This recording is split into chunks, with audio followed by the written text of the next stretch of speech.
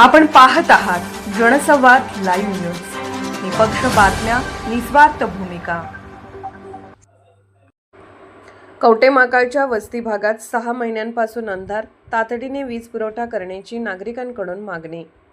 कवटेमहाकाळ शहरातील जुना आगळगाव रस्त्यालगत असलेल्या विविध वस्ती भागांमध्ये गेल्या 6 महिन्यांपासून रात्रीच्या वेळी रस्त्यावरील वीज पुरवठा बंद असल्याने नागरिकांना मोठ्या अडचणींचा सामना करावा लागत आहे.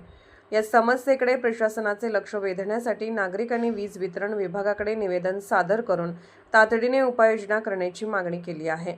या परिसरात माने वस्ती, बंडगर वस्ती, पवार वस्ती, खैरे पाटील वस्ती, मोरे वस्ती, पूजनकर वस्ती आदी भागांमध्ये सुमारे 150हून अधिक कुटुंबे वास्तव्यास आहेत. रस्त्यावरील दिवे बंद असल्याने संपूर्ण परिसर रात्री अंधारात बुडतो. त्यामुळे महिलांना, ज्येष्ठ नागरिकांना आणि विद्यार्थ्यांना मोठा त्रास सहन करावा लागत आहे. विद्यार्थ्यांच्या अभ्यासावरही याचा विपरीत परिणाम होत असल्याची तक्रार नागरिकांनी केली आहे. याशिवाय अंधाराचा फायदा घेत चोरीसारख्या घटना घडण्याची भीती नागरिकांनी व्यक्त केली आहे. त्यामुळे परिसरात सुरक्षिततेचा प्रश्न निर्माण झाला असून रात्रीच्या वेळी नागरिकांमध्ये भीतीचे वातावरण आहे.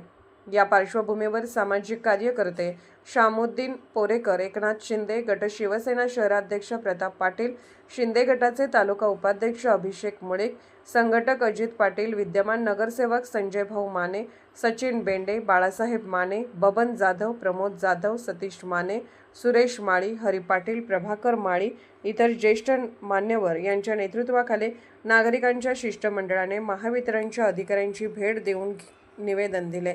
वस्ती भागातील रस्त्यावरील दिवे तातडीने सुरू करावेत, तसेच हा परिसर कवटेमहाकाळ शहराच्या गावठाण हद्दीत समाविष्ट करून आवश्यक नागरी सुविधा उपलब्ध करून द्याव्यात अशी मागणी निवेदनाद्वारे करण्यात आली आहे.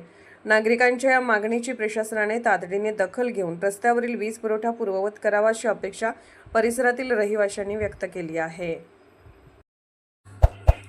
जनसंवाद लाईव्ह न्यूज चॅनलला लाईक करा, शेअर करा आणि सबस्क्राईब करा.